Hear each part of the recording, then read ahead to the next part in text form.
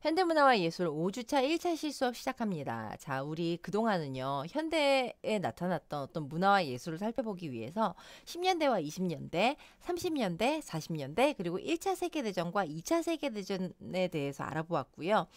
이런 시대상에 따라서 형성이 되었던 문화와 예술, 그리고 유행에 대해서 학습을 했었습니다. 자, 오늘 수업은요, 1950년대를 중심으로 진행이 될 건데요.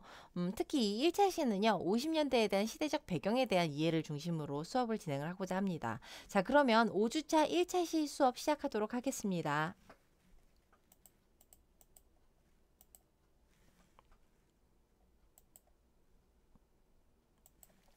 자, 5주차 1차 시의 구성 내용은요. 먼저 들어가는 말로 수업에 대한 개괄적인 내용을 말씀을 드리고요. 그다음에 1950년대에 이 국제 정세와 사회 상황에 대해서 이해를 하면서 시대적인 배경에 대해서 학습을 먼저 할 겁니다. 자, 그다음엔 1950년대에 나타났던 여러 가지 사회 현상에 대해서 좀 짚어보고요. 이 학습했던 내용들을 정리를 하면서 나가는 말로 수업 마무리하도록 하겠습니다. 자, 들어가는 말로 교과목 개요에 대해서 좀 말씀을 드릴게요. 자, 이번 5주차 1차 시는요, 50년대에 대한 사회상에 대해서 이해를 하는 게 수업의 구성 내용의 키워드입니다. 자, 수업에 대한 구성 내용은요, 50년대 전쟁이 끝난 다음에 세계의 국제 정세와 분위기에 대해서 학습을 좀 하고요. 자, 그 다음에는 50년대에 발전을 했던 기술이랑 이걸로 인해서 야기되었던 사회 현상에 대해서 좀 학습을 하도록 할 거예요. 자, 그 다음에는 전쟁이 끝난 직후에 소비주의라는 게 대두가 되면서 사회가 어떻게 변했는지에 대해서 좀 이해를 하도록 하겠습니다. 자, 그래서 오늘 수업을 통해서는요, 50년대 시대적 배경에 대해서 이해를 하고요. 그 다음에 전쟁이 끝난 다음에 미국이나 유럽 같은 그런 국가들을 중심으로 형성이 되었던 사회 현상과 분위기에 대해서 좀 이해를 해보는 그런 것들이 이번 차시의 목표입니다. 자, 본격적인 수업 들어가기 전에 전 시간에 학습했던 내용들 간단하게 정리 좀 하고 지나가도록 할게요. 자, 40년대 2차 세계대전은요, 사회, 문화, 예술적으로 엄청난 반향을 일으켰고요. 사회 현상뿐만이 아니라 엄청난 많은 문화를 좀 양산을 했고 새로운 유행을 창출했었어요. 특히 여자들에게 있어서는요, 긴 시간 동안 사회 참여를 실시함으로써 여권이 발돋움하는 그런 계기가 되기도 했죠. 그다음에 유럽의 지식인들이 박해랑 전쟁을 피해서 미국으로 건너갔고요. 미국이 참전국이긴 했는데 전쟁터는 아니었기 때문에 이렇게 유입이 되어 온 수많은 지식인들을 기반으로 해서 새로운 문화와 경제의 중심지로 부상을 하게 됩니다. 산업에 있어서는요, 모든 국가가 참전하면서 새로운 기술이랑 재료를 막 국가적으로 육성을 해서 발전을 시키죠. 이제 새로운 제품이 개발되기 위해서는 실험도 해야 되고요. 이런 걸 통해서 발전이 굉장히 빠르게 이루어졌고요. 이 개발된 제품들에 대한 검증이 필요하기 때문에 규제 법안을 마련을 해서 여기에 대해서 규격화, 평준화가 실시가 되었어요. 자, 그러면서 점점 실용적인 스타일로 변모해 나갔다고 할 수가 있겠죠. 미술에 있어서는요, 철학을 표현하기 위해서 다양한 기법이 실험됐다라고 되어 있는데, 이전 세대 1900년대 초반부에 나타났던 어떤 미술사조는 정말 정신세계 그 자체를 표현하는 게 목표였다면, 1950년대, 40년대를 기점으로 해서는 철학을 어떻게 표현하느냐, 표현한 사람의 문제다, 표현한 방식도 바뀌어야 한다라는 개념이 대두가 되면서 추상예술이 대두가 되었어요. 자, 음악에 있어서는요, 재즈나 스탠다드 팝처럼 장중하고 우아한 스타일이 40년대 초기에 형성이 됐었는데 후기로 가면서는요, 흑인 음악이랑 백인 음악이 좀 짬뽕이 된 로커빌리라는 장르가 굉장히 유행을 하기 시작합니다. 자, 영화에 있어서는요, 전쟁으로 그 제작은 좀 주춤해졌었지만요, 현실을 도피하고 싶은 대중이 너무 열광을 하게 되는 되게 오락 영화, 뮤지컬 코미디 같은 영화들이 유행을 하게 됐고요. 이런 영화에 출연을 했던 그 여배우들이 시대의 아이콘이 되었습니다. 패션 유행에 있어서는요, 전쟁 중에는 물자 절약으로 이 규제 대상이 패션이 1번이었겠죠. 그래서 밀리터리 룩이나 유틸리티 룩 같이 그런 실용적인 패션이 유행을 하게 됐고요. 이 작업복으로 활용이 되는 바지가 좀 등장을 하면서 여자들의 일상이 조금씩 편리해지기 시작했어요. 자, 전쟁 후에는 특히 여성성 회복에 대한 열망으로 뉴룩처럼 우아한 패션이 크게 유행을 했고 이런 뉴룩 같은 우아한 패션들은 50년대 패션과 유행에도 큰 영향을 미치게 됩니다.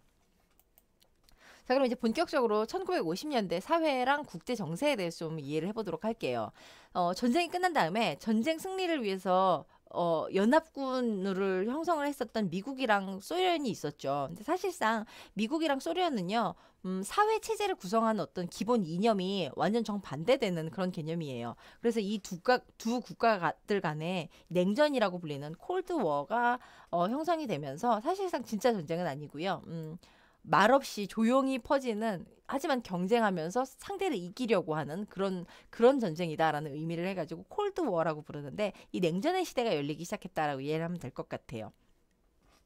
미국이나 서방 유럽은요, 자본주의를 중심으로 하고요. 소련이나 동유럽은 공산주의를 중심으로 한 국가들이기 때문에 개념 자체가 다르죠. 자본주의는 노력해서 돈 많이 벌고 돈 많이 번 놈이 많이 가지고 많이 누리고 많이 향유하면서 돈 쓰면서 살아라 라는 게 자본주의고, 공산주의는 모두 다 함께 열심히 일을 해서 거둬들인 수확물을 모두 동등하게 나누자라는 게 공산주의의 개념이었기 때문에 이 기본 개념은 완전 정반대의 개념이라고 할 수가 있겠어요. 반대의 개념이었기 때문에 두 세계는 양립하기가 어려웠고요. 사실상 이 자본주의 국가의 대표격인 미국하고 공산주의 국가의 대표격인 소련은요, 자신들의 신념이나 어떤 이런 체제가 훨씬 우월하다고 내세우기 위해서 다방면에 있어서 경쟁이랑 대립구도를 형성을 하게 돼요. 자, 이런 일을 통해서 상대 국가에 대해서 막 스파이 활동이라든가 뭐 이런 게 실시가 됐다라고 돼 있는데요. 이 스파이 활동이 소련은 KGB, 미국은 CIA라는 걸 만들어서, 사실상 제목은 스파이 활동을 위한 육성기관이 아니에요. 원래는 타국에 대한 정보를 수집을 하고 분석을 하고 뭐 정리한다, 뭐 요런 게 이런 기관들의 목표이긴 한데요. 실질적으로는 정보를 분석하고 수집하려면 상대국한테 내가 지금 하고 있는 활동이나 계획하고 있는 것들에 대해서 막 자랑하면서 하진 않겠죠. 그럼 은밀하게 상대 국가에 스파이를 심어놓고 이 스파이들이 가져온 정보를 분석하고 국가에 보고를 하는 이런 역할을 많이 했던 그런 기관들이었는데, 뭐 지금은 이제 유명무실해지고 거의 없어지는 그런 기관들이 됐지만, 하다못해 1980년대, 90년대까지도 활발히 활동을 했던 그런 기관들이었기 때문에 이런 기관들을 배경으로 하는 영화 같은 것도 굉장히 많이 나오기도 했죠. 자, 어쨌든 이런 식으로 자신들의 체제를 우월함을 증명을 해야 되기 때문에 각 국가들은요, 과학이랑 경제 같은 분야에 국가적인 육성이 엄청나게 이어져요. 심지어는 이 과학의 그냥 단순 과학, 순수 과학의 영역을 넘어서서 우주 개발을 대상으로 해가지고 우주에 관련된 산업을 먼저 선점하려는 이런 노력이 굉장히 치열하게 벌어지면서 우주 대결 프로그램 구도가 형성이 된다고 합니다. 자, 소련은요, 조금 빨랐어요. 그래서 1957년에 지구를 도는 최초의 인공위성 스푸트닉이라는 이 인공위성을 쏘아 올리고 성공을 했는데요. 이 스푸트닉은요, 사실상 아직도 미국 드라마 같은 데 보면 굉장히 많이 나와요. 이 당시 사람들한테, 미국 사람들한테, 뭐야, 우리가 더 체제도 우월하고 돈도 많은데 쟤네가 먼저 성공을 했어? 근데 이름이 스푸트닉이래? 하면서 엄청난 반향을 일으켰단 말이에요. 그러면서도 쟤네가 저렇게 했으니까 우리도 빨리 해야 되는 거 아니야? 라는 그런 사회 분위기를 형성하는 어떤 계기가 되기도 했어요. 자, 그다음에 여기 보시면 유리 가가린은 최초의 우주인이다라고 되어 있는데, 이건 소련 사람이에요. 그래서 소련에서 생명체를 태우고 우주에 어떤 그런 우주선을 쏘았다가 다시 지구로 귀환시키는 이런 프로젝트를 행했었는데, 이 유리 가가린이라는 사람이 최초로 우주선에 탑승을 하고 무사히 본국으로 돌아오게 된 그런 최초의 우주 여행을 했던 사람으로서 이 세계가, 유리 가가린이라는 사람이 갔다 왔다는 게 이제 TV 뉴스를 통해서 나왔을 거 아니에요. 세상에 이런 일이 가능하다니. 그럼 공상과학 소설에 나오는 우주에다 식민지를 만들고 거기에다 국가를 건설하는 게 꿈이 아니겠네? 라는 이런 사상이 굉장히 폭발적으로 반응을 하면서 우주 시대에 열광을 하게 됩니다. 자, 그다음에 5번에 있는 항목은 조금 다른 이야기인데요. 3D라는 직종의 노동 인력을 값싸게 보충하려는 선진국의 이민 정책이라고 되어 있어요. 이게 무슨 말이냐면요. 3D라는 게 더티, 디피컬트, 데인저러스, 그러니까 더럽고 위험하고 이런 일들에 대해서는 힘들고, 이런 일들에 대해서는 미국이나 유럽의 국가의 구성원들은 자기들은 돈도 많이 벌었고 경제도 좀 흥했겠다, 그런 일은 하고 싶지 않은 겁니다. 그래서 이 사람들한테 그런 일을 시키려면 미국 사람이 미국인으로서 미국의 환경미화원 일을 하게 된다면 그 사람을 고용하는 비용이 굉장히 엄청나져요. 그러면 미국 사회를 동경을 해서 이 자리에 일터를 잡으려는 사람들이 외부 인구가 유입이 되면 그 사람들한테 월급을 좀 적게 줘도 되지 않나라는 생각으로 선진국들이 이 나라 저 나라 사람들을 이민자로서 막 받아들이는 이런 정책을 굉장히 활발하게 펼칩니다. 자, 이런 정책의 일환으로 이제 멕시코를 비롯한 남미 사람들이 미국으로 엄청 이민을 가서 미국 남부에 이 멕시코인들의 타운들이 굉장히 많이 형성이 됐다고 해요. 자, 그다음에 영국 같은 경우는 인도 점령을 100년이 넘게 했었죠. 그래가지고 이 당시에 그냥 인도 사람은 공짜로 쓰는 인력이었는데, 이제 2차 대전이 끝나면서 이런 그런 어떤 식민지 시대가 끝이 나버렸죠. 그러면서 이 인도 사람들이 하던 그런 일들을 인도 사람들한테 이제 돈을 아예 안 줄 순 없고, 그렇지만 너희는 영국인은 아니니까 싼 임금을 받고라도 할래? 라고 하니까 인도 사람들이 그래, 돈을 벌려면 이거라도 하는 게 낫지 싶어서 이런 3D 업종을 차지하게 되면서 인도 인구에 굉장히 많은 영국 인구에 굉장히 많은 인도 사람들이 차지하게 되는 그런 배경이 되기도 합니다. 그다음 태평양 인근 국가 사람들이라고 돼 있는데 뭐 거기에서 뭐 자마이카 사람들이라든가 뭐 이런 태평양 근처에 있는 섬나라에 있었던 많은 사람들이 아메리칸 드림을 꿈꾸면서 미국으로 엄청나게 이민을 가기도 하고요. 자, 문제는 이런 사람들에 대한 제대로 된 대접이나 인격적인 대우가 이 선진국에서는, 선진국이라고 불리는 미국이나 서구 유럽에서는 그런 대접을 할 만큼 사회가 성숙하지는 못했었던 거죠. 그래서 이런 사람들을 대상으로 인종차별을 엄청 자행을 하고요. 뭐 인종차별 사실 아직도 많이 남아있긴 하죠. 뭐 어쨌든 그런데 이런 부분에 대해서 지금은 그렇게까지 노골적으로 행하지도 않고, 그 다음에 인종차별을 누군가 한 거를 신고를 하면 그 사람이 사회적으로 지탄도 받고 벌금도 무는 뭐 이런 일이 발생하기도 하지만은, 이 당시에는 인종차별을 그냥 길거리에서 대놓고 하기도 하고, 이 같이 모이는 공간에서 흑인이 쓰는 화장실, 백인이 쓰는 화장실이 이때까지도 계속 남아 있어서 뭐 사실 그런 문화는 6, 70년대까지도 계속 자행이 됐다고도 합니다. 또 버스에 앉아서 가는 것도 흑인이나 유색인종들은 앉아서 가면 안 되고 백인들만 앉아서 가야 되고 뭐 이런 법까지 있을 정도로 인종차별이 굉장히 제도화되어 있는 이런 시기였기도 했었어요. 그런데 이렇게 이민을 온 이민자들은 말하자면 노예제도 때문에 미국으로 이민 갔던이라고 표현하면 좀 억울하죠. 끌려갔던 흑인들이 이제 자손들을 낳아서 흑인들도 미국 사회에 큰 포션이 되긴 했죠.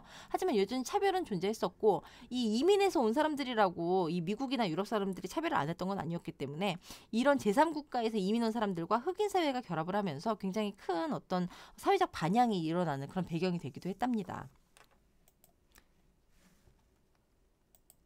자, 지금 보시는 사진은요, 당시 냉전 시대로 각 이념에 따라서 구성된 세계 각국에 대한 지도예요. 이 파란색 보이시는 게 미국식 자본주의로 형성된 나라들인데요. 이 보면은요, 왼쪽에 이 상단부 쪽이 여기가 미국이죠, 지금. 여기가 미국 캐나다 지역이에요. 자, 여기 쪽에서 이 파란색으로 형성된 국가가 여기, 그다음에 또 요 찾아보면 뭐 인도라든가 아니면 여기 아래 호주 요런 동네가 자본주의 국가로 독립적인 어떤 그런 경제 체제를 활성화시키면서 운영이 되었던 그런 국가들. 그다음에 여기 보면 여기가 서유럽입니다. 서유럽과 북유럽에 있는 국가들이 요렇게 진행이 되고 있었고요. 자, 그다음엔 이 빨간색이 소련과의 교류를 통해서 형성되었던 그런 공산 국가들이에요. 자, 거기가 어디냐면요. 여기에 보시면 요 빨간색 지역이 여기가 바로 소련, 중국, 그다음에 동유럽 지역이에요. 자, 그리고 그다음에 그렇다면 이 연두색 부분은 뭐냐면요.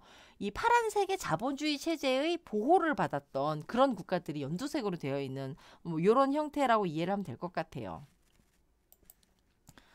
자, 2번 사진은요, 당시 세계적으로 유명했던 각국의 스파이들인데요. 뭐 1900년대 초기에 전 세계적으로 명성을 떨쳤던 스파이 마타리 사진도 있고요. 뭐 미국이나 영국의 굉장히 사회적으로 뉴스에 등장해서 왁자지껄하게 떠들썩하게 만들었던 그런 스파이들인데, 뭐 에나 체프먼이라든가 스페이프라든가 아니면 알드리 에임스라든가 이런 사람들이 서구권 사회에 뭐 심어졌던 뭐 소련 스파이라든가 뭐 중국 스파이라든가 뭐 이런 다양한 스파이들의 활동이 굉장히 활기를 쳤던 그런 시기이기도 했습니다. 자, 3번 사진은요, 러시아가 쏘아 올린 최초의 인공위성인 스푸트닉 1호인데요. 요 사진은요, 이 스푸트닉 1호가 성공을 한 다음에 우주에 생명체가 살 수 있는지 실험을 하기 위해서 소련이 스푸트닉 2호를 쏘아 올리면서 우주선에 강아지를 태워서 보내요. 근데 사실 이 강아지는 뭐 소련의 발표로는 뭐 한 일주일 정도 살아 있었고 뭐 이 안에 물이랑 밥도 있었다. 그런데 뭐 돌아오는 길에 이제 조금 그 우주선에서 혼자서는 살 수 없기 때문에 안락사를 시켜서 편안하게 강아지가 죽었다. 뭐 이런 식으로 발표를 했는데, 얼마 전에 이 사업에 관련돼 있었던 소련 사람이 한 양심 고백에 따르면 그러니까 유기견이었는데 그냥 이 안에 태우고서는 물이랑 음식을 넣어주긴 했었대요. 근데 이 인공위성이 발사되는 순간 그 엄청난 고열과 굉음으로 강아지가 스트레스로 쇼크살을 했어서 사실상 실패했던 프로젝트였다. 뭐 이런 내용이 좀 발표가 돼서 반향이 일어나기도 했었습니다. 자, 그다음에 지금 보시는 사진은요, 인류 최초의 우주인이 된 유리 가가린의 사진이에요.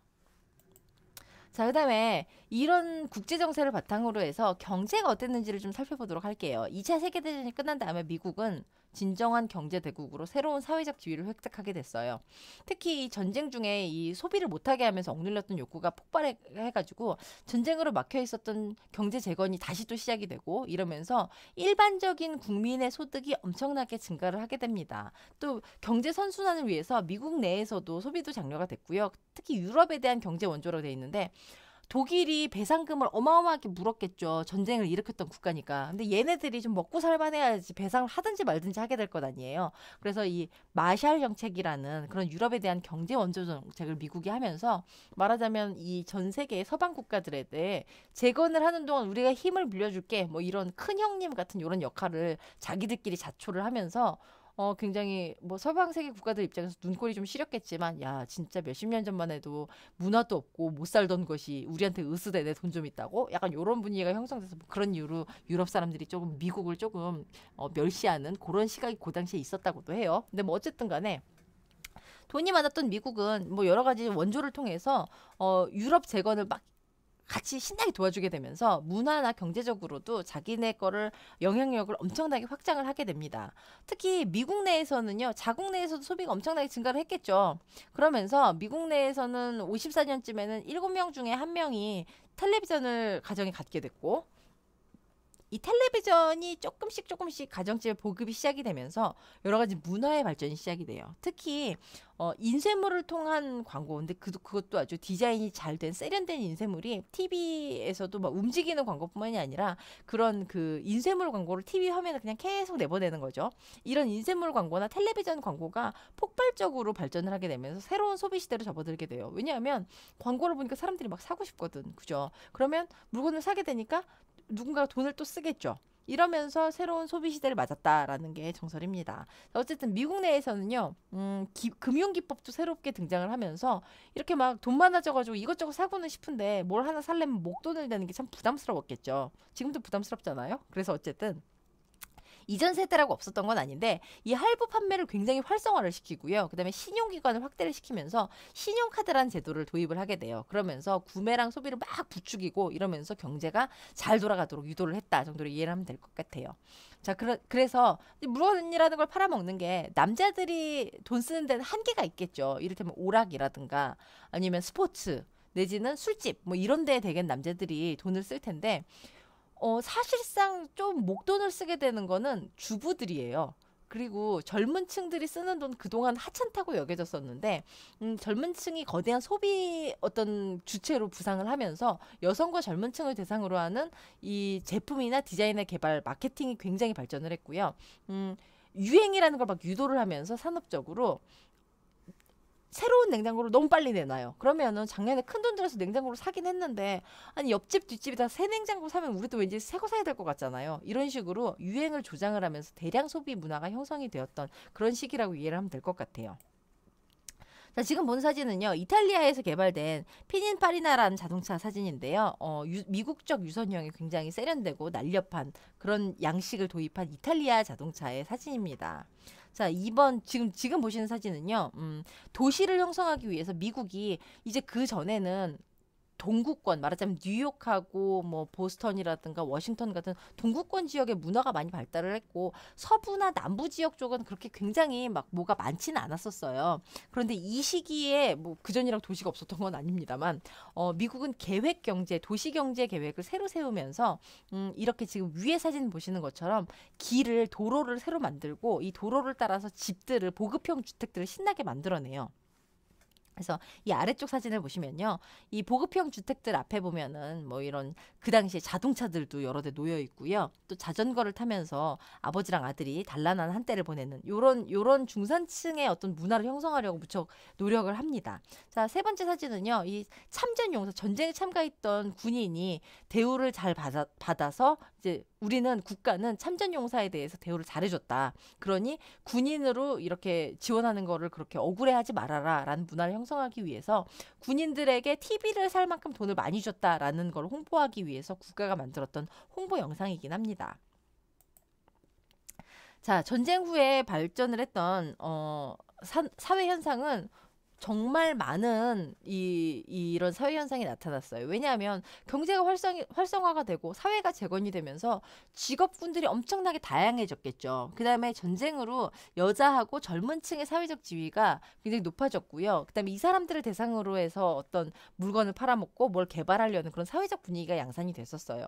특히 이 경제력을 갖추게 된 젊은 계층들하고 여성들을 대상으로 한 TV 광고, 여성 잡지, 드라마 같은 이 오락이나 홍보물이 등장을 했는데요. 이런 게 바로 대중문화라고 오늘날 우리가 향유하는 대중문화가 이때를 기점으로 엄청나게 형성이 됩니다. 이런 현상은요. 소비를 장려하고 빠른 유행 사이클이 형성되도록 하는 강력한 국가주도 캠페인의 결과라고 이해를 하면 되겠어요. 그다음에 국가는요. 중산층의 바람직한 생활의 꿈 이미지를 양산을 하고 싶어 하고요. 이걸 위해서 대중의 소비가 형성되도록 지속적으로 뭐를 좀 끊임없이 하고 싶어 했어요. 그러니까 말하자면 일상생활에 조그만 품목 뭐 스탠드라든가 탁자라든가 이런 정도가 아니라 자동차, 집, 그다음에 가전제품, 뭐 의복까지 엄청난 소비 문화를 하느라고 국가가 무척 노력을 많이 해요. 결과적으로 미국에서는요. 자동차 산업, 가구 제조 산업, 뭐 건축, 인테리어, 패션 산업이 엄청 호황기를 맞게 되고요. 이건 또 다시 선순환이 되어서 국가가 재건되는 빨리 형성이 되는 큰 틀이 됐어요. 그래서 사실 1950년대를 생각하면 한국은 그때 한국 전쟁이 발발을 했었기 때문에 우리나라는 너무 50년대 생각하면 우울하게 짝이 없죠. 동네방네 고아들, 거지들이 막 미친 듯이 있었고 그다음에 북한하고 우리는 같은 민족인데도 서로 총질을 하고 싸워대고 뭐 이쪽을 탈환하고 저쪽을 탈환하고 국가라는 게 건설이 되지 못하는 그런 분위기여서 우리는 게다가 전쟁이 몇 년씩 지속이 되었기 때문에 참 힘든 시기를 보냈었죠. 그런데 미국 사람들한테요. 1950년대를 이야기를 하면요.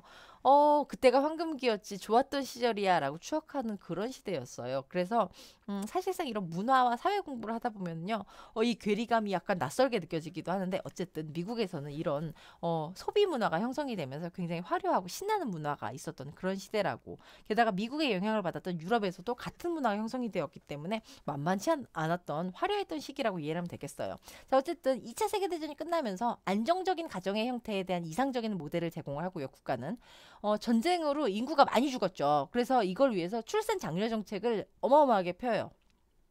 그리고 세계적으로도 이 분위기가 좀 안정되고 전쟁이 끝났으니까 집집마다 이제 출산을 좀 힘쓰고 그러면서 아이들을 쏨풍쏨풍 낳기 시작합니다. 그리고 게다가 전쟁 때문에 미뤄뒀던 결혼식이 이때 무지무지하게 진행이 많이 됐다고 해요. 그래가지고 결혼이 많이 진행이 되니까 아기들을 엄청 낳겠죠. 그러니까 이 시대를 지나면서 베이비 붐 시대는요. 사실 50년대에 국한된 게 아니라 50년대 시작이 되어서 60년대도 베이비 붐 시대의 전성기 70년대까지도 이어지는 그런 분위기라고 할 수 있겠습니다.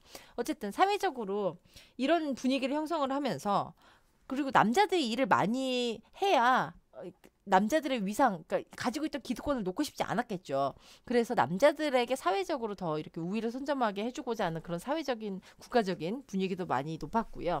그래서 이 여자의 역할을 하고 싶어가지고 국가에서는요. 여자들을 좀 이렇게 가정으로 돌려보내면서 좀 이런 평안한 가정과 열심히 일하고 능력이 있는 가장 뭐 이런 캠페인을 무지하게 벌리기는 해요. 그런데요. 이미 1차 세계대전과 2차 세계대전을 통해서 여자들이 사회 진출 한번 해봤죠. 그리고 돈을 버는 게 어떤 의미인지도 깨달아 버렸기 때문에 여자들이 쉽게 가정으로 돌아가기가 쉽지는 않았던 사회였다 정도로 이해를 하면 될 것 같아요. 자, 지금 보시는 사진은요. 이 시기가 진짜 가정용품을 위한 산업이 엄청나게 발전을 했기 때문에 다양한 광고 사진들을 좀 준비를 해봤어요. 첫 번째 사진은요. 냉장고 광고 사진이에요. 그래서 이 냉장고라는 걸 집에 가지고 있으면 신선한 우유를 계속 마실 수 있다. 이런 광고 문구까지 더해졌던 그런 광고 사진입니다.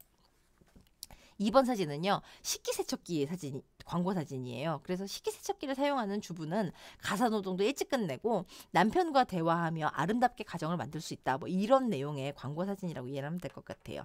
3번 사진은 진공청소기 광고인데요. 지금 이제 우리가 알고 있는 그 진공청소기의 초기 모델 형태예요. 근데 어쨌든 이 광고의 주된 광고가 주고 싶어하는 이미지는 이걸 사용하면은요 이렇게 귀여운 자녀도 엄마를 도와줄 만큼 힘이 하나도 안 든다는 뭐 이런 주제를 가진 광고 사진입니다. 자, 그다음에 지금 보시는 사진은요 TV라는 걸 보면서 이 텔레비전이 집안에 있으면 아빠랑 엄마랑 우리 자녀들이 함께 둘러앉아서 단란한 시간을 보낼 수 있다는 캠페인과 광고가 좀 짬뽕된 그런 사진이고요. 자, 다음은 미국이 생각하는 이상적인 중산층이라고 생각하는 광고하는 집들의 어떤 그런 사진들이에요. 모델하우스인 거죠. 그래서 안에 보면 TV도 있고요. 장식장도 있고요. 소파하고 테이블도 있고 그다음에 저 안쪽에 보면 장식장도 따로 있고요. 그다음에 식탁도 저 안에 있고 뭐 이런 식으로 가정이 구성되면 굉장히 평안하고 갖출 거 다 갖춘 집이다 하는 뭐 그런 광고 사진이라고 이해를 하면 될 것 같아요. 그래서 이런 평화롭고 이상적인 중산층 가정이 크리스마스를 맞는다면 이렇게 호화롭고 평안스럽게 다 함께 이 한때를 단란한 한때를 보낼 수 있다라는 그런 사진인데요. 이건 사실 영화의 한 장면이에요. 그래서 오른쪽에 있는 이가 아버지고 거기 의자에 앉아 있는 사람이 어머니인데 중산층의 가정은 이렇게 아이를 한 셋쯤 가지면 되는 거고 이렇게 거대한 트리를 장식을 하면서 아이들이 즐거워하는 모습을 보고 부모들은 행복해한다. 뭐 이런 캠페인이 가득했던 그런 영화의 한 장면이기도 합니다. 자, 이 1번 사진은요. 당시 사회가 요구하는 이상적인 여성상이었어요. 이런 사진처럼 홈메이드 쿠킹을 하는 엄마는 완벽해야 되죠. 그래서 1950년대 가정주부들에 대해서 그러니까 국가가 벌였던 사회적인 캠페인이 개념 있는 주부로 인정받는 법이 몇 개 있는데요. 첫 번째는요. 자녀는 반드시 셋 이상을 낳아야 돼요. 두 번째는요. 애를 그렇게 여럿을 낳았는데도 불구하고 허리 둘레가 23인치 이하로 유지가 계속 돼야 되고요. 허리가 가늘어 보이는 드레스를 항상 입고서는 하이힐도 신고 풀 메이크업도 한 상태에서 이 헤어스타일도 완벽하게 손질이 돼 있어야 돼요. 음식은 가정주부가 만드는 음식은 반드시 맛이 좋아야 되고요. 또 이 양이 적어도 안 돼요. 푸짐해야 되고 재봉틀도 완벽해서 애들 옷도 다 만들어 입히는 걸 잘해야 되고요. 그다음에 집안에 먼지나 얼룩 같은 게 있으면 안 되고 남편이 퇴근할 때는요. 퇴근 시간에 맞춰가지고 이 풍족하게 만든 음식을 따뜻하게 데워가지고 지체 없이 바로 대령할 수 있어야 돼요. 그리고 항상 웃으면서 남편의 퇴근을 맞아서 발랄하게 남편과 대화를 해야 되고요. 이 집안일을 하면서 또 하이힐, 풀메이크업에 드레스, 헤어 메이크업 이런 게 퍼펙트해야 된다고. 근데 사실 여자도 사람이고 엄마가 새 아이를 키우려면 그런 건 불가능해요, 사실은. 근데 이 모든 걸 가능하게 하기 위해서 이 당시에 제약회사들에서 약을 만들어가지고 엄청 팔아요. 근데 이게 암페타민이라는 약인데요. 이거 사실 마약이거든요. 근데 이 마약이 각성제라는 이름으로 늘 모든 걸 즐겁게 유지를 시켜줄 수 있는 그런 약이다. 신비의 약이다라는 제목으로 이 당시에 정말 불티나게 팔려나가요. 근데 이 약을 복용하게 되면은요, 각성 효과가 엄청나져가지고요. 육체적이나 정신적으로 기운이 펄펄 나고요. 배고픔을 못 느껴가지고 음식을 안 먹어서 몸이 좀 마르게 유지가 돼요. 그다음에 잠이 안 오고 막 드레스나 하이힐 같은 거 하루 종일 신고 있어도 몸이 아픈 것도 몰라요. 그다음에 이 붕 뜨는 듯한 좀 행복감을 계속 느끼게 되고 감각이 굉장히 예민해져가지고 이리저리 얼굴로 이렇게 돌아다 보면 내 눈에 보이는 티끌이나 얼룩 같은 것도 빨리빨리 청소를 할 수 있게 돼요. 여기까지만 들으면 굉장히 좋을 것 같죠. 근데 이 약을요 조금만 장복을 하게 되면은요 지능이 떨어지게 되거나 아니면은 그런 조현병이라고 우리가 이야기하는 정신분열증, 그다음에 망상증, 뭐 아니면 뇌출혈 같은 병이 굉장히 젊은 나이에 발병을 하게 돼요. 그래서 이 약이 마약이고 게다가 부작용이 이렇게 엄청나다는 게 70년대, 60년대를 지나면서 이게 밝혀지는 바람에 70년대에 들어서서야 이 약이 불법이 돼요. 근데 이 복용 시에 정신을 차리게 해주는 즐거움에 비해서는 생명을 단축시키고 그냥 차라리 그냥 아무 증상 없이 일찍 죽으면 차라리 낫게. 정신분열증이 발생을 하면서 본인뿐만이 아니라 가정을 파멸로 이끌게 되는 그런 약이기 때문에 절대 손대면 안 되는 그런 약인데 이 당시 사람들도 화학 약품이 개발된 지 얼마 안 돼서 너무 뭘 몰라서 이런 화학 마약을 뭣도 모르고 신나게 먹었다고 해요. 뭐 당시에 또 유행했던 또 다른 약은요. 아기들이 잠을 안 자고 찡얼거리면 엄마들이 일을 못 하겠죠. 달래고 얼려야 되니까. 아기들을 꿀잠을 재워주는 수면 유도제라는 약이 굉장히 유행을 했어요. 근데 이 약이요. 그냥 일반 수면제에 마약 성분이 더해진 거여서 아기가 그 약을 먹으면 엄마들은 이게 수면제인 줄도 모르고 아기를 먹였어요. 근데 아기가 그 약을 먹으면 완전 기절하듯이 자는데 일찍 죽어요. 금방 죽게 돼버려가지고 아기가 잠들면서 죽는 경우도 굉장히 많았는데 원체 시대가 이 깐난쟁이들이 태어나가지고서는 영아 사망 비율이 굉장히 높았던 시대였기 때문에 그 약 때문에 죽는지 어쩐지도 모르고 멋 모르고 아기들한테 수면제하고 마약을 그렇게 먹였던 그런 무서웠던 시대이기도 했답니다. 자, 이 2번 사진은요, 뭐, 이 당시에 낮은 여자의 사회적 지위, 또 사회적으로 여자를 어떻게 다루어야 한다는 뭐 이런 의식이 반영된 오늘의 시각으로 보면 좀 많이 불쾌한 그런 광고인데요. 이거 커피 광고예요. 근데 앉아 있는 남자가 여자를 자기 무릎 위에 엎드려 놓고 뭔가 이렇게 때리는 것 같죠. 근데 이게 커피 광고가 이 우리 집 커피가 너무 맛있어. 그러니까 맛없는 커피를 사온 멋모르고 사온 마누라를 이렇게 무릎에 엎어놓고 남편들이여 때리지 말고 마누라한테 우리 집 커피를 사라고 이야기를 해라라는 이런 내용을 가지고 있는 그런 광고예요. 근데 참 어이가 없죠. 자, 그다음에 마지막 사진은요. 오늘날 레깅스라고 우리가 부르는 이 레오타드라는 바지, 그러니까 말하자면 쫄바지인 거예요. 근데 이 바지가 이 당시에 합성 섬유의 개발로 처음 등장을 했는데 아주 혁신적인 제품이라고 이렇게 쫄쫄이 모양으로 내 몸에 밀착된다라는 이런 개념으로 바지를 광고를 하는데요. 이 나일론을 사용해서 만든 바지는 남자가 엉덩이를 만지고 싶어 할 만큼 섹시해 보이는 바지라는 광고 내용이에요. 오늘날 시각으로 보면 정말 어처구니가 없는 내용이죠. 근데 당시에는 여자에 대해서 이렇게 낮춰보고 무시하고 막대하는 사회적 분위기가 이미 형성이 되어 있기도 하고 이걸 사회 문화적으로 좀 장려를 하기도 했었던 조금 황당했던 그런 시대라고 이해를 하면 될 것 같습니다. 자, 어쨌든 오늘 수업을 통해서는요. 50년대 2차 세계대전 직후에 그 재건과 부흥을 통해서 미국 사회가 어떻게 변화를 하게 됐고 여기에 따른 사회 현상이 뭐가 있었는지를 좀 살펴봤어요. 그래서 50년대 미국 중심의 경제 시장 형성에 대해서 좀 이해를 해봤고요.